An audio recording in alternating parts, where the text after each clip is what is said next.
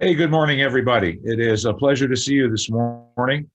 These are exciting times. I'm calling you from Southern California, and we've gone from wondering when something was going to happen to something happening very quickly to us. We expect that we're going to move to what's called the red tier next Tuesday, and that's going to be give us a chance to go 2 weeks to the yellow tier. And before we know it, we're going to be back in with all our oars in the water.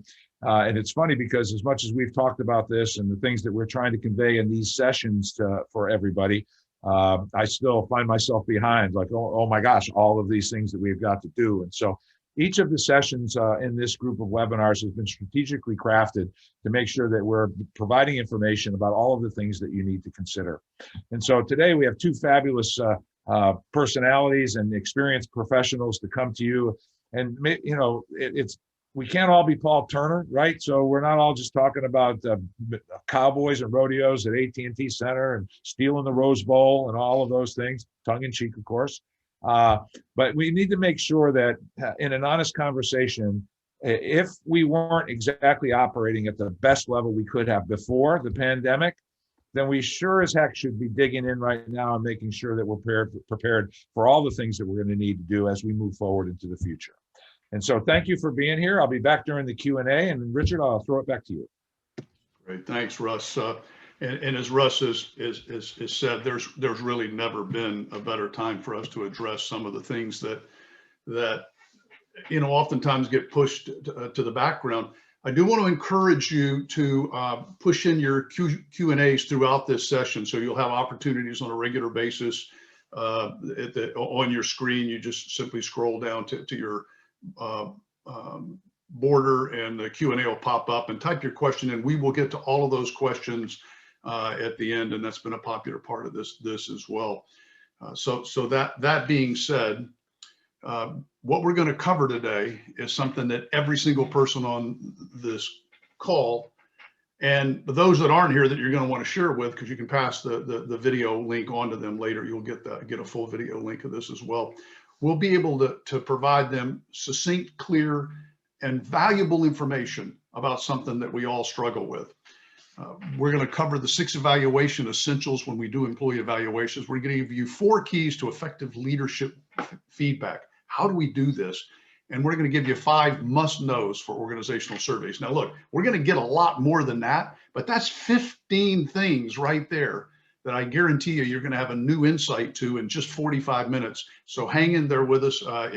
It's great info, and it's career changing, whether you're the person doing the evaluation or providing the feedback or leading the organizational survey, or you're on the other end of it. So let's first start out with this. I'm going to ask that you look at this poll question, and I'm going to put it up on the screen now. And so I'm going to ask you just click on this. I'm going to give you about 20 seconds to answer the following question, which it's hard to, there we go.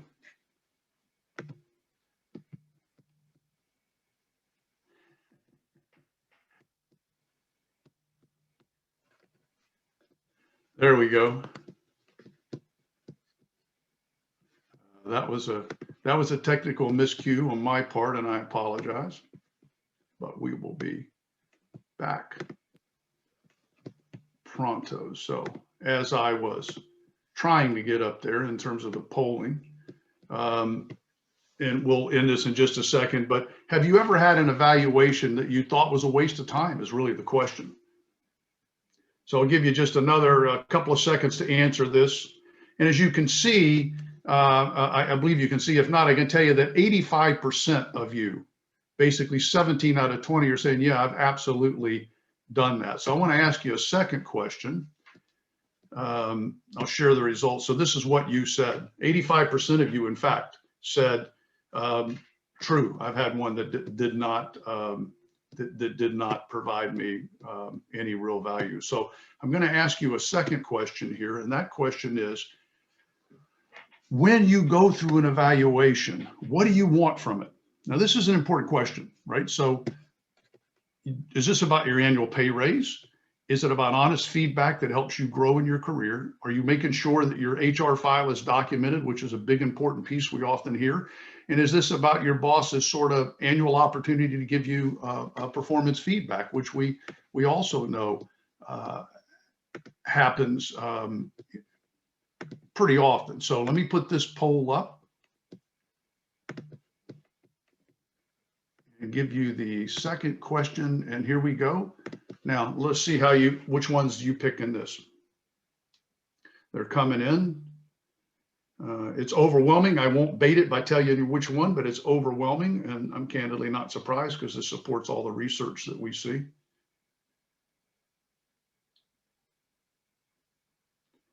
So I don't need to see many more here to tell you where this is going, that 80% of you, so you had 4 options.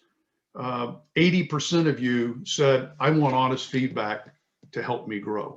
So 85% of you have said, I've had an evaluation that was really a waste of my time, or some, and I'm sure we've all had some that have been done well.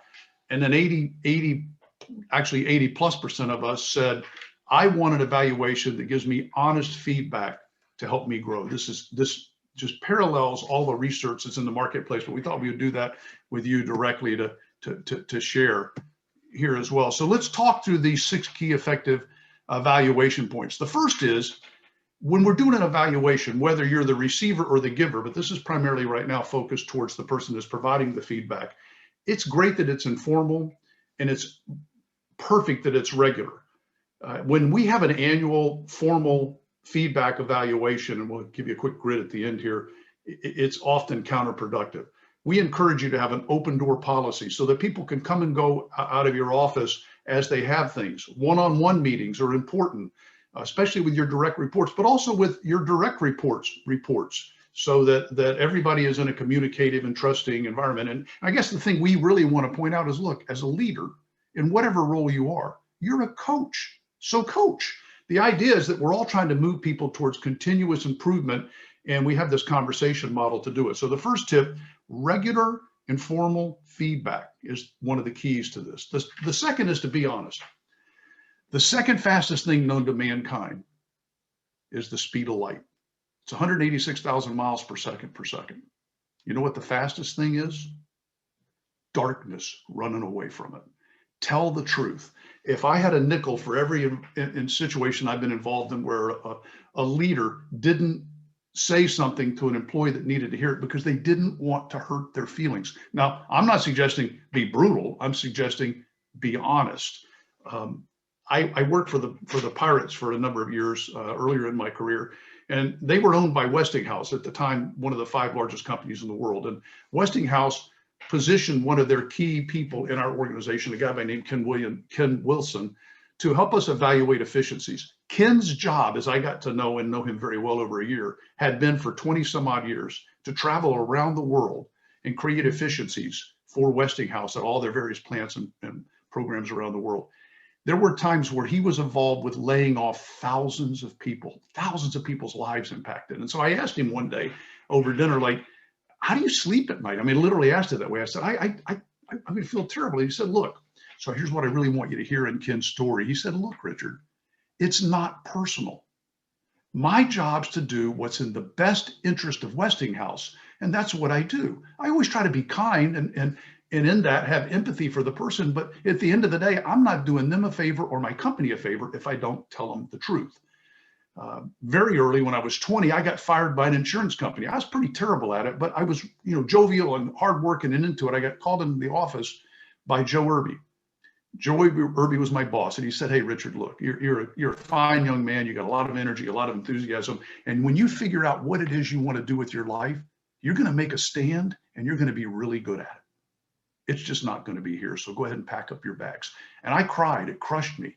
But without somebody like Joe Irby in my life, I would not have had the opportunities I had later on. So this isn't about terminating people, but it's about giving people honest feedback. If you don't tell people the truth, they don't really have anything to position themselves on for a course of greatness going forward. As Russ often says, look, just do the right thing. Face-to-face, body language matters. When I send you an email or I talk to you on the phone or those sort of things, so we're talking about regular, but we're also talking about face-to-face. And in this environment, it's equal footing. Get out from behind your desk. When people, it's a position of power. Sit around a conference table together. Create an environment where the employee feels on equal footing and equal ground. Make it a two-way conversation. Be an active listener. Listen to what they have to say. Get rid of distractions. This isn't a, hey, Tom, or hey, Sally, you want to go to lunch meeting. This is your focus is them. It's not about you. It's about them. How can you help them grow so they become more effective team members and produce and grow and are more enthused? And obviously that reduces turnover and joy, because people don't quit companies. They quit bosses, as we know. Use tangible, pertinent examples, specifics. Don't use generalities. Reflect on the past, but you're focused on the future. So you can use the past, but we're focused on going forward, and be specific. End on a positive note. Everything is always about that. People will often not remember what you say or do, but they will remember how you make them feel. This is about cheering people on to success. Yes, be honest, but also be looking for the things they do that are positive while you're doing that. And then finally, choose your words carefully. Action words, they matter. You want to drive people with enthusiasm. You want to focus on opportunities for growth. Stay positive, as I said, and be constructive in those. So with these, just these 6 tips, you can completely change the landscape of how you interact with employees that report to you. And if you have a boss, she or he could change the world if they were focused on this sort of thing. Thinking about sort of where we've come from, the traditional performance review. You know, typically they're annually, one way, closed door, not a lot of transparency. Hey, this is going in the HR file. They're very subjective. What we look at today with the modern performance review is more regular, two-way conversations, open door policy. It's about coaching you up for your impact development, concluding with what's next. So this is just kind of a short synopsis of the 6 keys to effective evaluation, but they have the benefit of being true. So think through these. Happy to provide you this information afterwards as well, or give you the link so you can share it with somebody in your organization that you also know would benefit from these insights. And it's something we do a lot within our own group, but we're not promoting that. We're simply suggesting that it's really important that it gets done right. The second thing we're going to move to, and we're going to bring Michael Marion in after I tee this up a bit, is how do we give effective leadership feedback? You know, how does that work? So in whatever role you're in, this is different than the very different. In fact, where we're headed with this in terms of letting the one-on-one know. This is now about somebody that has groups of people, potentially outside people that work with she or he, people that are direct reports, peers. And you know, a lot of people are good at managing their direct reports, but not at managing their peers and not at managing their boss. And if you can't manage all 3 directions, you will struggle. And I'm the first to tell you, I absolutely struggled because I was not good at managing my relationship with my peers, particularly early in my career. And I created a lot of headaches for myself I didn't need if I'd have just known what we're getting ready to share. The first thing is leadership is not generic. And by that, what we mean is there are lots of different ways to lead. We, through our Advantage Training Group, are card-carrying members of the group that loves the DISC platform, but there are lots of good platforms out there. So we got nothing to sell you.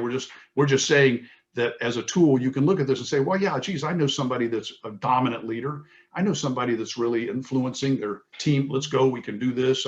I know somebody that's really empathetic and steadfast as a leader. And I know somebody that's, really focused on the analytical side of things as a leader. And in fact, all of us have all of these, but we all have a preference or 2. So typically, and particularly under stress, we tend to lean on one. So it's important for you to know that no matter where you come from in terms of your style, you can lead if that's what you want to do. Styles can all be equally successful. The second is perspective. So when we think about leadership feedback, what we typically think about is, okay, I want to hear what a couple of my direct reports have to say. I'd like to hear it in a non-personal way, but typically that's how a lot of these go, and they're really kind of unpleasant, and they don't have to be. But often, you get 15 or 20 people chirping. I know if I have, 15 or 20 people do an evaluation on me, there's going to be several of them that have something to say that I'm going to go, man, that hurts a little bit. That's not really going to help me grow. And I probably deserve it, by the way, but nonetheless, it's not helpful. And as leadership feedback, not what we're trying to accomplish. What we really advocate for is self-evaluation connected with others' evaluation. And so without a leader self-evaluating on the same parameters and variables that the evaluators are evaluating, you really don't have anything to go by except just other people's opinions. There's no gap analysis. If I don't know where I am, I got no chance to know where I'm going. So if it's all based on your opinions, especially if they're subjective, I can see a trend and that can help me, but I don't really actually see where I stand. So we really are strong proponents of both. And you'll see in a second when Michael speaks as to how that works. When we want to do leadership feedback, we're talking about leaders have to have a broad range of skills. Look, you got to have technical skills, you have to have physical skills, you got to be able to think or whatever, depending on the job. But in this case, we're talking about focusing on interpersonal skills. The EQ, as it's typically referred to now. But what are those things that typically strongly matter in a workplace? So there are 8 strong competencies in this that we focus on. And I want to walk through those with you now. Pioneering is basically encouraging a group to think around enthusiastically around new concepts, things that you might not have done. But so when we do our evaluations, and again, there's lots of ways to do this, but I'm going to sort of give you an overview of how we go about ours, and then we'll hear Michael talk. Can a leader energize a group? So as a leader, are you able to build enthusiasm around goals and help create a wider network of professional connections for your organization? Are you an affirming leader? Do you catch people doing things right? Are you concerned about their opinions and their feelings? Are you inclusive?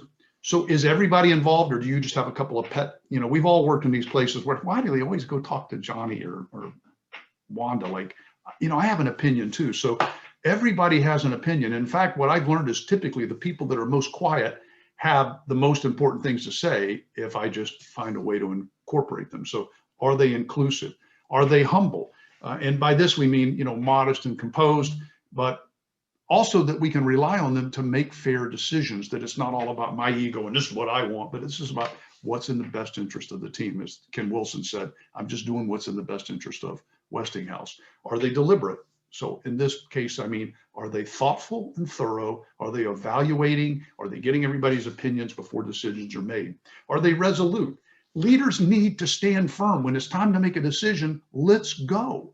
And all the staff needs to feel confident that she or he are leading. And so that old adage of, lead, follow, or get out of the way is really true. There's a time to be resolute. And then the 8th one that we focus on in terms of commanding connects also into resolute, and it's really about high standards. So there are lots of these sorts of leadership feedback programs, but the ones that you can do, particularly that have technology involved that are simple and data-based, are really helpful. So here's an example of those 8 parameters with some sub-focuses within them. And I'm not going to spend much time on this, but if you were looking at firming on the right side of your page, for us, that means, are you approachable?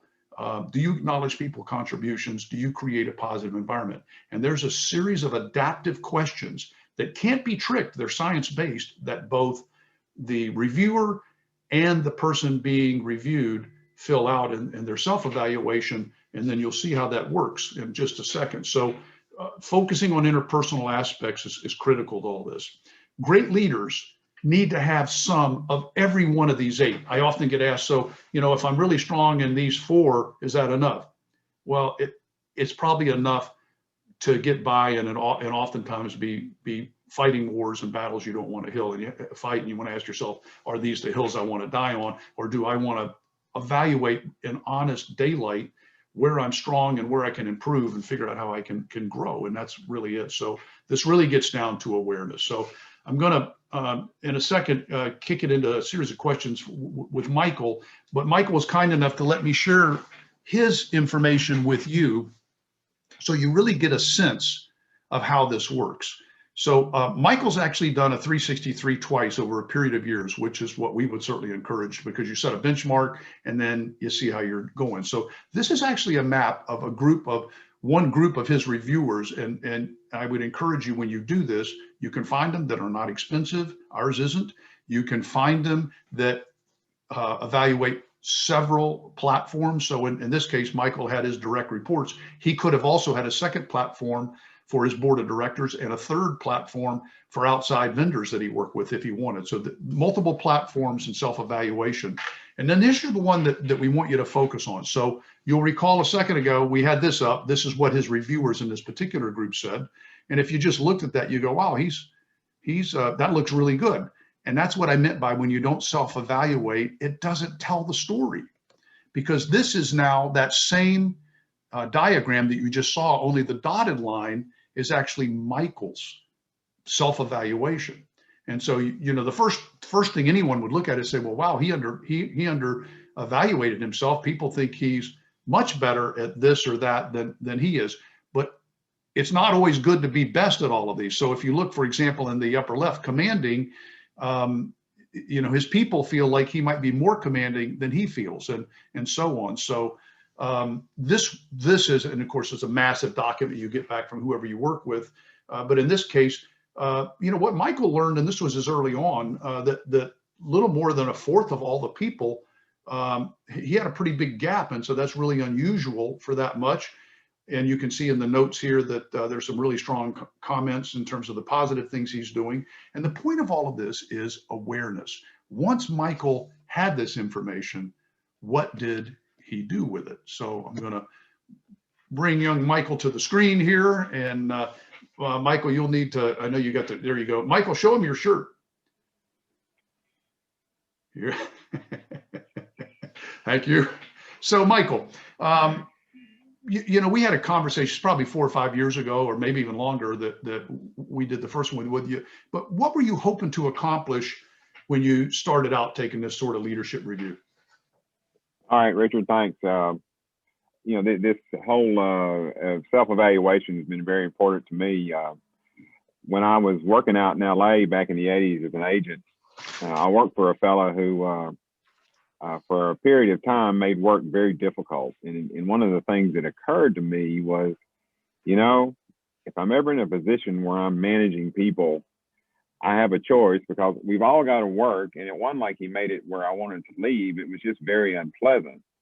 I said, I want to be involved in creating an atmosphere and a culture and be where people are being supported, and just making work something pleasant as opposed to unpleasant.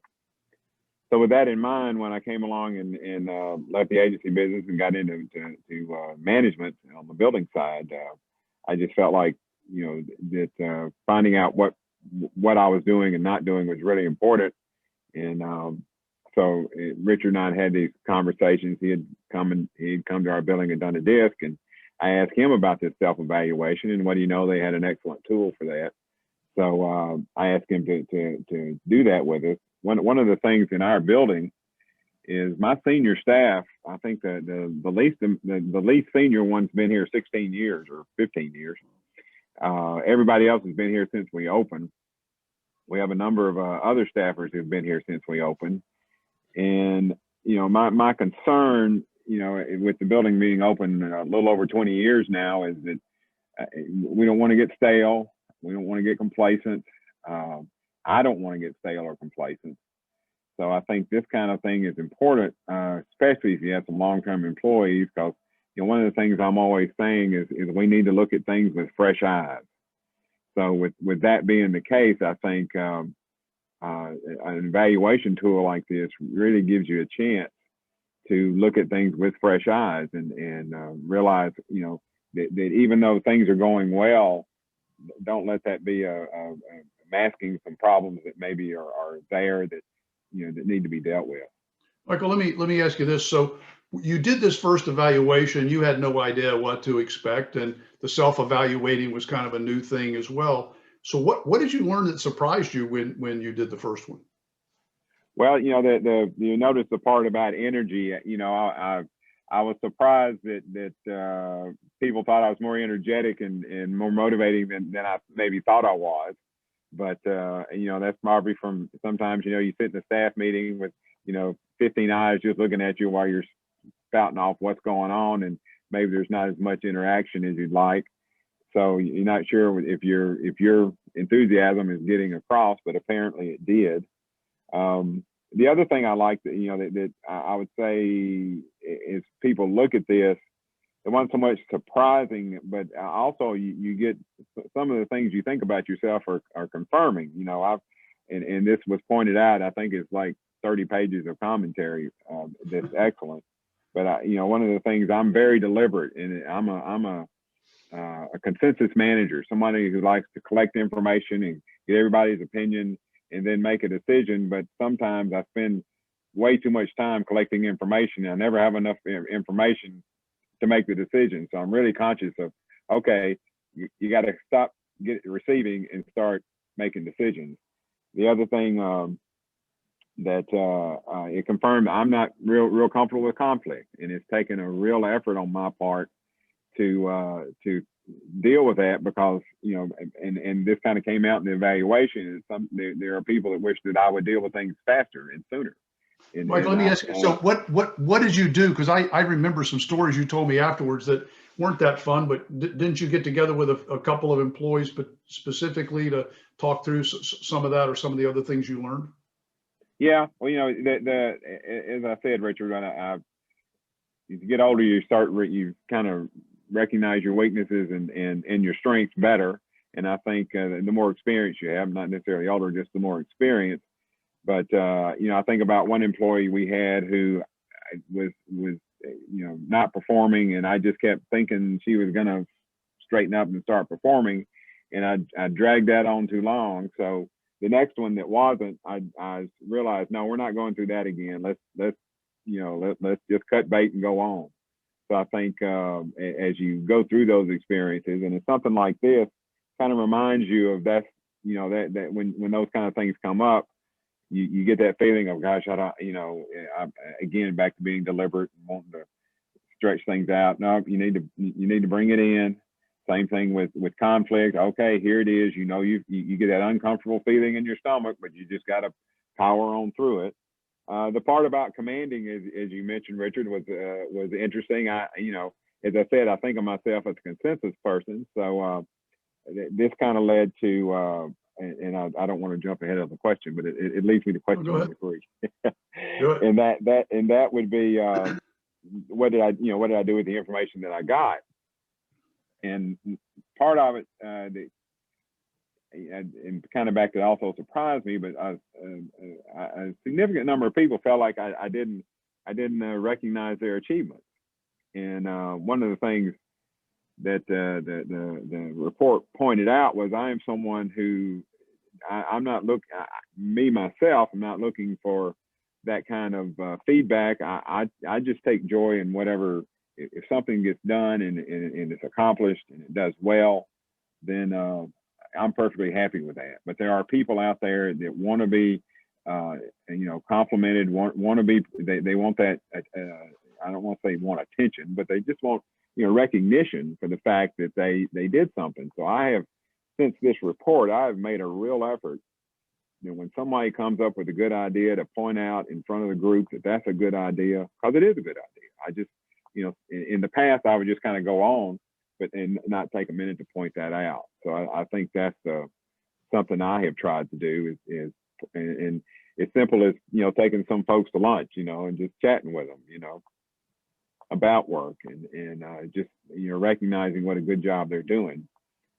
One of the things that I've also come to is and I remind our staff of this, we have some internal, we've been together so long, we all understand each other, what our foibles are, what our strengths are. But at the end of the day, we have great results. This group has achieved we're a really solid mid-sized market arena, that has, we've done really well. All our stakeholders are happy, the board's happy, the patrons are happy. I mean, it's really gone well. And I have to remind them that every once in a while, that, hey, from the outside, we look very successful. Let's remember that each of you are in a unique position, that you've really pulled off something really big here. So I think that's also important to remind them of. Michael, if my memory serves me correct, and I think it does, a couple of years after you did the first one, did you not do a second one? Yeah, we revisited it, and what did you see different in the second one? Honestly, not much. I think there were less. I think my efforts to recognize people, I could see that was bearing fruit. And that was probably the area I worked on.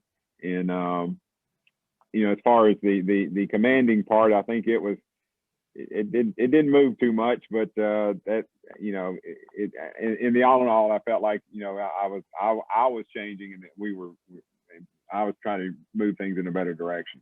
Well, and one of the tip of the hats I think everybody on this call and I want to give to you, and it's inspirational for any leader, is the willingness. And, you know, I know you pretty well, and there's a lot of people on this call that know you pretty well, but if I were going to think of a poster child for a transparent leader, it would be you, someone that's willing to show up humbly and be open. And, you know, what I loved about this and why Russ and I were so excited to have you on as part of our panel today was that you were all about awareness. Like, look, if I don't know, I can't get any better.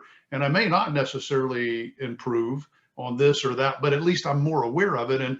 And because I've been around your organization some, I clearly see the vibe and the energy there. And we do lots of work in lots of places, and many of them are good, but I can't say I would put many, if any, up against the overall esprit de corps that you have there. And it starts because of the kinds of things we talked about, even in terms of evaluative connections and that sort of thing. So as you look back, I guess the last question I want to ask you, as you look back over your career, knowing what you know about this sort of information now, what might you do different? Well, I think I'd do it sooner. Yeah. You know, I think that's probably the easiest answer is do it sooner, and maybe, you know, not necessarily do it more often, but just and monitor it as you go. You know, I have my staff, you know, Richard came in and you did our whole staff with a disc, and we pull those out every once in a while, and I make them drag them to the meeting, and we talk about, you know, how they're interacting with each other and that kind of thing. So I think that's just an ongoing thing that it's not a report you put on your shelf and go, oh, okay. You know, I pull mine out. I pull, you know, as I said, have the staff pull theirs out, and we review these things and talk about how we're interacting, because, you know, again, because we've all been together so long, we kind of lapse into, you know, this track of, well, you're like this and I'm like that, and this is where I gotta go. And fortunately, and the only other thing I mentioned, Richard, is, you know, when I talked about results, you do need to watch out for someone who turns out to be, you know, potentially poison in your system. And that's one of those things that kind of relaying back to me and avoiding conflict, that I realized that when you see that, you need to deal with it. So, but yeah, I think, you know, doing it sooner and acting on it, not just putting it on the shelf, is what's really important. Well, Michael, thank you. And we've got a number of questions coming in. Michael's going to stay on, so we're gonna move on to Lisa Woods, our third person today, or our second panelist today, with the city of Tacoma, who literally lives in the human potential, human development area. She oversees a number of the sorts of things that they have going on there. And they've recently, actually, I don't know that it's even concluded yet, but they started and are deep in the throes of an organizational survey. So I'm just going to pop this up and turn it over to Lisa. But Lisa, thank you so much for joining us. And let's begin with organizational surveys. Thank you, Richard. And it's interesting because the same information that you shared with evaluations and Michael with feedback, it's about information. It's about staying informed about what's going on in your organization. And given the time that we're in with the pandemic, what we're learning about organizations is that employee loyalty is actually decreasing. People can work virtually anywhere in this environment. And so one of the reasons why I think it's really important to do surveys with your organization is to find out how people are feeling about working for your organization. Surveys are one really simple way to put a pulse on how people are experiencing what's going on in your organization, and it helps you to identify trends over time and then be deliberate to your leadership competencies, be deliberate about taking action. The other really important thing to know about organizational feedback or surveys is that it's simple to figure out what questions you want to ask, but the real work is in planning how you're going to execute the survey and how you're going to follow up on that survey. The worst thing that you can do with an organizational survey is really to ask a question that you have no plan or intention of following up on, setting up some expectation with employees that you're going to do something with what they've told you. So taking action is critical to improve your workplace. And one of the things that we've learned in the city of Tacoma is really employees want to be heard. All employees want to be heard. They want to be valued. They want to know that their opinions matter. And we learned a lot during surveys that we deployed last year in 2020, both around COVID, the COVID pandemic, but also around just changes that people were having to manage with working from home, children being at home, frontline employees that have to go to work and their children were out of school. And so we were able to really dig into some areas that we would have overlooked had we not been asking employees how the things in the world are impacting them and how that's impacting their ability to do their job. I think the other part that really was a surprise for the city, in my opinion, when we did our survey 2 years ago, was the hesitation that often comes from leaders, especially when you get your report about your department or your organization. And to Michael's point, thinking that you know something about your organization, but your survey results show something completely different. And so being able to prepare your managers to process the information is very key. And then developing a plan on how you're going to communicate this information throughout your organization, how you're going to interpret the data and use it. And so I wanted to share a little bit about how the city has used surveys over the past couple of years. We typically launch a survey every 2 years, and we have a team of a few folks that work together to identify what questions we want to ask. What are some of the things that we're hearing about in particular categories, safety being one of the most important categories that we ask about, but we also really want to understand how people are experiencing the organization. We ask questions around career development. We ask questions around communication. How are we making decisions? How efficient are we? And a variety of other areas. And I think it's really important to understand the different segments of your population in your organization. What we found when we look at our survey results overall, we have roughly 4,000, close to 4,000 employees and about a 70% response rate in our surveys. And at the high level, our scores were very, very high. It looked like people were enjoying the experience of being an employee at the city of Tacoma. But when we start digging into the demographics of the organization, it became really clear that employees of color were having a very different experience than other employees in the organization. We also found that in some instances, field workers were having a very different experience than folks that work in the office, particularly around the time that we deployed telework. And so without having that information, we would have missed an opportunity to hear from our employees how they were experiencing things and then take action. So what we've done is we take that information, and at the department level, department managers are responsible for delivering that information, communicating it with their staff, helping them process the information. We decided to be very transparent with our information and even the comments. So we share them with the entire organization. We redact the things that are sensitive information, but for the most part, we share exactly what the employees said, because we want the employees to know that we heard them. And then we engage employees in coming up with the solutions to the issues that are highlighted. For example, when we took a slice of our our survey in relation to communication. We found that our internal communication, our managers gave us flying colors, high marks on how well we communicate as an organization. But when you look through the levels of the organization, we discovered what we call a frozen middle. So communication kind of get blocks at a certain point. And so we ask our employees, what are some of the things that we can do to help improve communication? And they're really simple things. Sharing what comes out of your executive team meetings was a huge win for us in just being able to cascade information down. Some departments got very creative and made videos for their departments to help engage.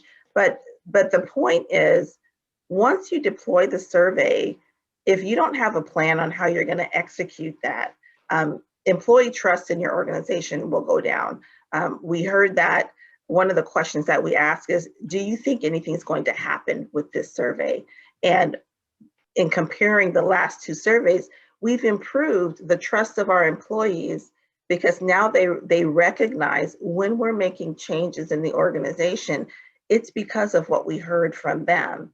And now when we have another survey, they're more open and honest about giving us that feedback and knowing that we're going to do something with it and not just leadership. We're not going to make decisions in a bubble. We're going to bring employees in and have them help us make the improvements to the organization. Because one thing that we do know is, again, as I mentioned, employees have options. Even during COVID, people have options of where they want to work. And I think someone mentioned it earlier, people don't they don't leave their jobs, they leave their bosses, and oftentimes they leave their organizations because of the culture of that organization. So I'm a big fan of organizational surveys. They don't have to be complex. Ours are pretty robust, but you can do something very simple, and it can be as simple as a Survey Monkey. But it's important to, especially now, I think with COVID, with the other issues that we're facing in our country and in the workplace and in our economy, your employees are experiencing those things and bringing them into the workplace. So to the degree that we can do a pulse check and see how folks are doing, what do we need to change? How do we need to adapt our leadership? What processes or practices can we change? I think it's going to help, especially in an industry where so many jobs have been impacted. Keeping that employee loyalty is going to be key moving forward.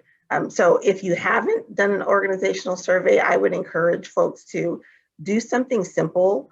Even this quarter, do something simple, 5 questions to your staff to find out how they're feeling, what could be better for them, what are they enjoying about working for your organization, and then go from there, take it from there, and create some plans and take some action. Great, Lisa, thank you. And we're gonna click back to Q&A in just a second. I made you meeting host, so I'm gonna need you to remake me meeting host if you can. That's upper left-hand corner where your 3 dots are, and I think you get an option to make me host. And if not, we'll march on without it. Let me see how I am.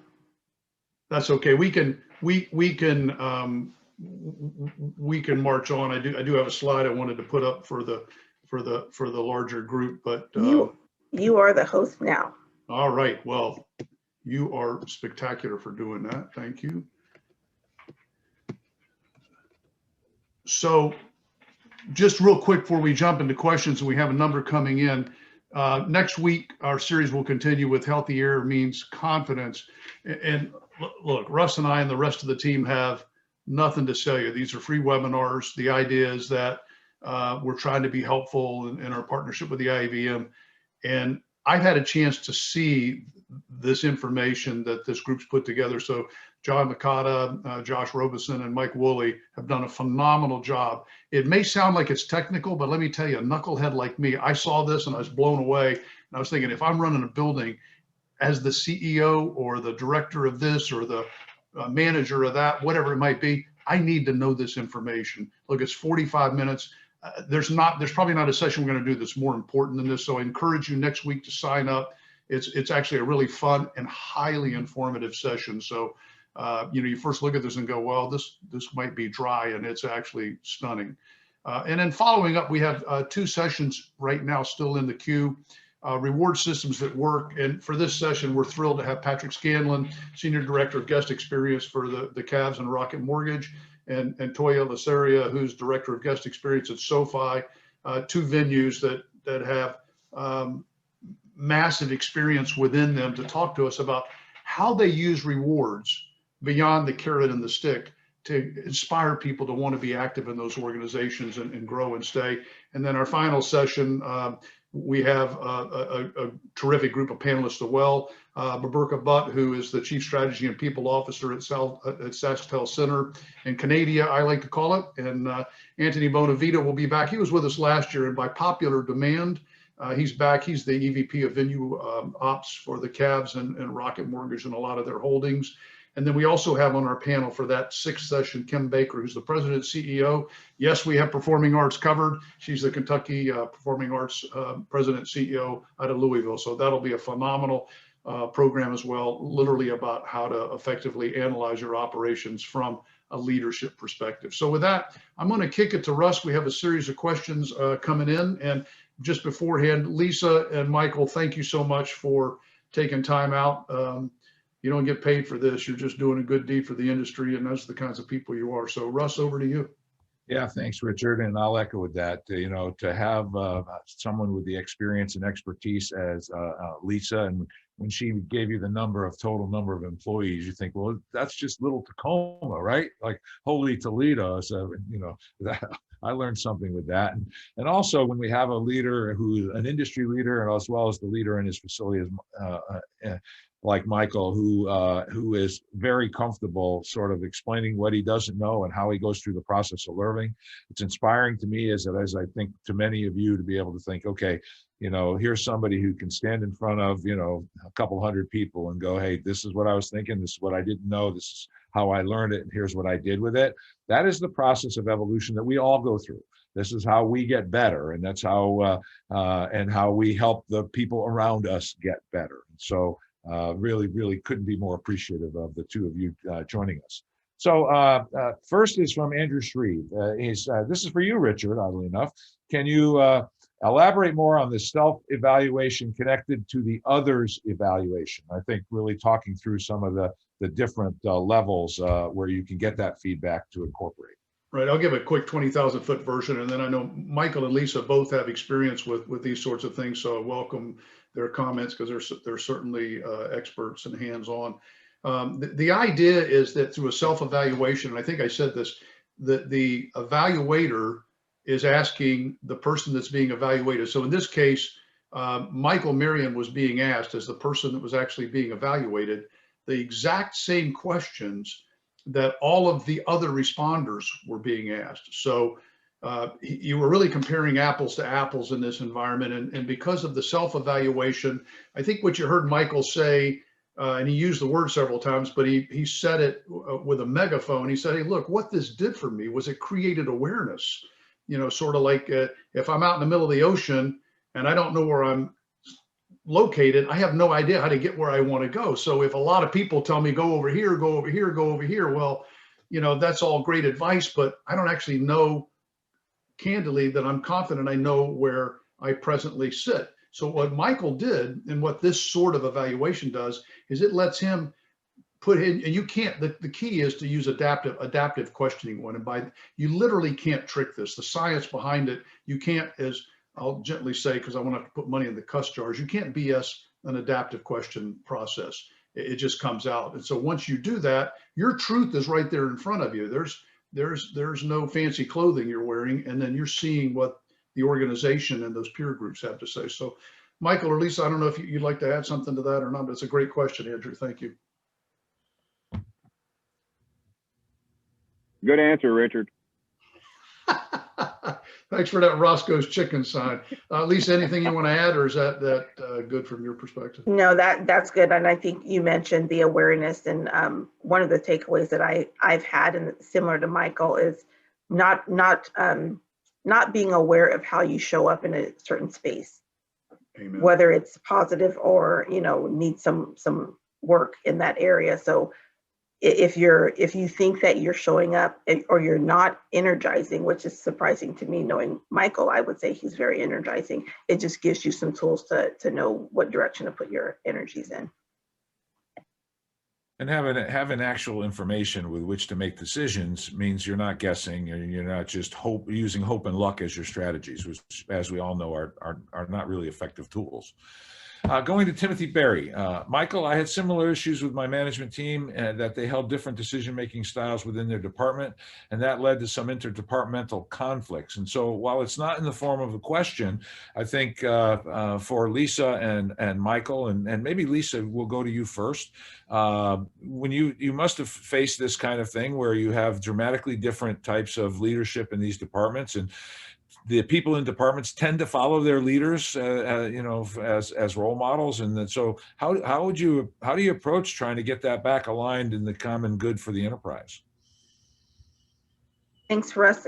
One of the things that I think is key is especially around decisions, and we learned this through our survey actually, is we needed to be better about communicating in advance how decisions were going to be made, and helping people understand whether we're collecting information and the leaders making the decision, or if it's going to be a consensus decision. But oftentimes we were making decisions without folks being informed on the process. And once there's an alignment and understanding of your process, then I think staff is more able to trust leadership, follow the decisions that are being made, and supporting those things. There's a big question mark in most folks' minds of why are we doing this? And creating alignment just by sharing how you're going to come to a decision, providing that why, is very powerful. And Lisa, I'm going to stay with you for a second. Karen Percival writes, what kinds of subjects in particular have you surveyed your staff about? Can you give an example of a result you've seen in a survey? What actions you've taken in your own organization? So I'll use our DEI information. When we did our survey a couple of years ago, as I mentioned, at the high level, it looked like everything was fine for most employees. When we dug into seeing the disparity between how employees of color were experiencing employment with the city, we launched a series of listening sessions with our two executives, our city manager and our director of utilities, for them to hear directly from our employees of color what their experience was like. Brought a lot of awareness to the organization, all across leadership. And from that, we were then able to allow employees to feel heard, hear from them how we can make changes. And we're in the process of changing our strategies and developing affinity groups and creating, creating an environment where people feel welcomed. Michael, do you use any type of this same thing? Russ, I kind of go back to thinking about when Richard came and did a whole DISC thing for our group. I'm backing up the other question just for a minute. The very fact that we did that and put that, and Richard came down and he did all the questions and broke everybody into groups. I really think just the very act of doing that helped. And then we took that information and back to the notion of conflicts among your staff. Each of them understood better about each other based on what came out of the DISC. And so that program was very, very helpful. And as I said before, we pull those out periodically to have and have a little powwow about, how are you interacting with people, and we'll remind somebody this is where they fall on the spectrum of the DISC, and how they want to be interacted with. So I think that kind of long-lasting effect of just doing that once has been very helpful. One of the things I'll tell you that I found to be very helpful is that when people went through the DISC evaluation, it was not surprising. There might have been some quirks or details where, almost like your self-evaluation where you didn't have it right, but you have a pretty good idea of a person's nature, right? The other part of that is there was information that said, this is how this person likes to be dealt with. This is how you can ask a question to be more effective. This is how you can help sort of get the answer you want. And it's one thing to just get confirmation that Michael Marion is who Michael Marion is. Yeah, I get that. On the other hand, to have something that was legitimately helpful to be able to say, if you want to be successful in your dealings with Michael, then this is what you should be considering. And the opportunity just to have a little thoughtful dialogue about that was something that I found to be really helpful. So Wayne Coleman asks, right now. Good morning, Wayne. Can you share ideas on employee focus groups? And I guess, Mike, I'll come back to you. Do you use any kind of if I were to guess, your employee focus group is a lot like mine. Hey, how you doing? Hey, how you doing? Right? So walk around the building and check on people. Right, management by walking around. So maybe we'll go to Lisa here. So Lisa, do you guys use focus groups? We actually do, as a part of our survey process and analyzing the data. Typically, when we have questions that we want more information around, we have a survey team that will invite the organization if they want to be part of a focus group. And it actually, in this virtual environment, it's become really easy to get different levels of the organization, different positions to join in, and just have a dialogue around digging into their responses to the questions that we've asked on the survey. So it's, I think it's a real personal touch, especially when you have a segment of your organization that might be an outlier. Having that face-to-face, to Richard's point, face-to-face conversation, hearing from them directly, it allows them to feel heard, and you get a lot more information that way. So do you use those to sort of get the temperament of the organization, but perhaps also to address specific things like trends you might be seeing, that kind of thing? Yes, and we will ask the focus groups to help us brainstorm the solution. So it's not just to get their information. They're the ones that are probably more equipped than leaders in some cases, because they're on the front lines to give us the solutions to the problems that they're facing. I think Russ, if I could echo, surprised by when they ask for opinions or when they ask for information, they're usually surprised by the answers, and it's like, wow, how could I have missed that? I'm sorry, Richard, go ahead. I didn't mean to step on you. I was just going to underscore that, what Lisa said, and actually what you and Michael said in the beginning, it's an interesting dichotomy, because there's a difference in size of organizations. And so when you're in a smaller organization, I would still encourage focus groups from time to time, because here's what happens in every group. There are people that some of us that aren't forward thinking, by the way, would say, well, he's kind of mousy. He doesn't say much, or she doesn't say much. Where in fact, it's their style. They're a reserved person and they keep to themselves. And if you think about this, literally the science says 1/4 of the people in the world are wired this way. Now, when you couple this with the fact that those people typically, in my experience, and I'm not exaggerating this, have the best answers, but you need to ask them. When I need to turn around and say, well, Tom, so what do you think about this? And then Tom will speak up. So what I love about focus groups at any size organization is that it allows the people that don't normally speak to have basically an environment where you can draw them out, especially if you're focused on it. And then as Lisa pointed out, specifically larger organizations that have a lot of folks, I think, you label it as sort of outliers, and that's a great description from my perspective, that normally don't have a voice. And what happens is they're being heard. And I end with this around focus groups. I don't have to be right, but I really appreciate it when I'm heard. Well, I think many people on this call have probably experienced the venue management school with me, and when we would do the roundtables and the focus groups, it was always my goal to make sure, and I kept a mental list of this, that every person in that room, and many of you, Lisa, you probably didn't know I was doing this or not, But my goal was to make sure that every single person in that room had a voice. And so I would direct questions and ask for people's feedback and comment, because to Richard's point is there are people who would be perfectly comfortable listening to the conversation, taking it on board, applying it to the way they think about things and never really have spoken.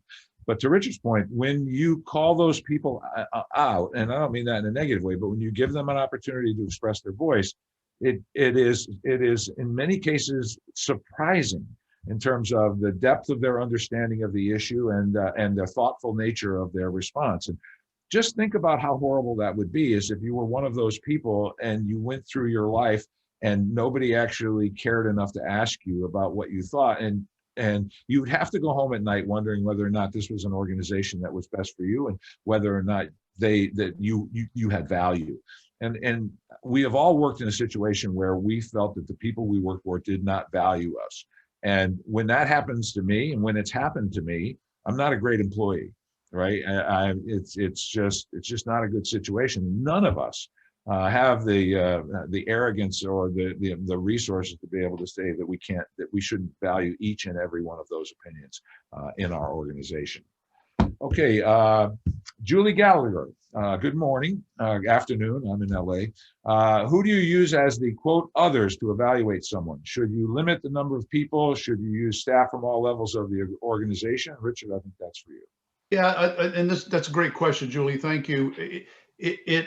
We really encourage multiple layers, and at least on our platform, and I think many of these, it doesn't cost anymore. Once you set it up, it is what it is. So I'll give you one abstract example and not spend too much time on this. Well, let's go back to Michael for a second. If Michael wanted today, and he was curious how his board was feeling about his performance, and he wanted that feedback, and we know they love him. And if he was curious about how promoters that work with him or vendors in the area, we can literally create multiple platforms. So they're not all grouped together. There would be one overlay of just promoters and vendors, or promoters, or whatever he wanted. One that was the board, one that was his direct reports. In his case, he doesn't have peers at work or in life, actually. So, but many of us would have peers and so those can be set aside as separate overlays or all cobbled together as one group. What I found, and Julie, why the question's brilliant as well, is that when I've looked at, say, direct reports, I might have been right on par with where they thought, and things might have been going pretty well. But then when I looked at peers, boy, they saw me in a whole different light than my direct reports. And that was like, aha, awareness. And then, it's up to me if I want to get better. From Jay Roberts, and hello, Jay. It's always good to see you. No question but a comment. Great discussion. Great to see all of you virtually. This is really his most important point. Wonderful to have a whole hour and not devoted to COVID. Jay, ironically, you're the first person who's mentioned it, so I want to thank you for that. All right, Wayne Coleman. Thank you, Lisa. Excellent input, though. Thanks, Wayne. Okay. What suggestions or tips, this is Lucy Albers, I'm sorry. What suggestions or tips can you provide on giving employee and leadership feedback while being empathetic to mental health of your employees dealing with the pandemic? Related to lower work quality, but giving some space as people are dealing with working from home, helping their kids, distant learning. Do we change strategies during this time? And I want to start by just saying, you mentioned two things that are highly important to me. Mental health. As a nation, we are not prepared to deal with the mental health crisis. And I feel like that we're gaining a small modicum of momentum and awareness, but we have so much farther to go with regard to mental health, let alone trying to figure out how to actually manage and deal with it. So, and the other is empathy. It's an interesting word. I felt for a long time it was like a Hollywood word. It got thrown around a lot. How you deliver empathy, it's sort of on a personal basis, but just starting every day and realizing that, you've got problems, I've got problems, mine are mine, I own them. But just to remember, to cause yourself to remember that everybody's not you, you're not everybody, and to have some amount of awareness for what other people are going through. If we could just I mean, to a small degree, start to incorporate that in our daily thinking, then maybe we'd be all doing a lot better. So, Lisa, I'd like to go to you first. Thanks, Russ. And I love on your board, it says staff are people too. And, Hey, read my and board? yeah, I'm reading your board. We forget that sometimes. We do. And I think one of the strategies that we did change is having more frequent check-ins with employees. What we found really in terms of mental health, employees need help prioritizing what they're supposed to be doing right now. There's so much going on that they're trying to manage, and the challenges of trying to make sure you're doing the right things right now seems to have increased with employees. The other thing that I just would mention in terms of employee loyalty right now, recognizing and appreciating that you've got employees that are sticking with you through this time, that are not going somewhere else. So we have been very intentional from the top levels of our leadership of communicating that we will operate with grace. We will operate focused on your mental health and giving you space and changing our work schedules and the flexibility and working with you based on your needs to make sure that you're able to still perform and not feel, not be part of the pressure, additional pressure that we're adding to you. So I think to answer the question, yes, we've changed our strategies to be more focused on the people. Michael, it's a smaller operation, but comments? Sure, Russ. You know, when it came time, you know, I'm like what Richard mentioned is trying to do evaluations more informally, more often, but we still have an end of the year formal evaluation. But I didn't do them last year because people had been furloughed. People, you know, we were working from home, and I just didn't feel like that was, I didn't think I was going to get any meaningful information or actually give them any meaningful information. So we just didn't do that. The other thing, you know, we furloughed a lot of people, and it came around in December, and I was hearing the stories about the unemployment office and this kind of stuff. So I furloughed myself for a week. Now, obviously, we saved a little money, but just to better understand what people were going through, I had to go down to the unemployment office and wait an hour and a half to show them my ID to prove who I was, and just kind of go through that process so I could, back to empathy, at least understand and let people know that, you know, I don't want to be cute about it, but I feel your pain. I understand the frustrations that you're dealing with. So I think that kind of move is important.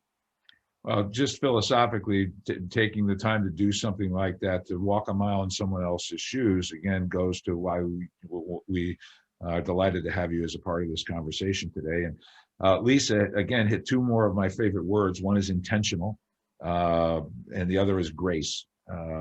I personally always want to try to be more intentional, and I would like some grace, and I need to make sure I'm giving some as we go forward. And just tied into this before we close up here is that, you know, I would say for the most part, with the exception of the tech industry and maybe some insurance or some of the other stuff like that, the whole work from home concept was something that I think all of us generally looked at with mistrust. We basically said, there's no way that we can have productivity, and you know, if we don't have that person right there sitting in that desk or that office or that cube, and keeping our thumb on them in terms of they go forward.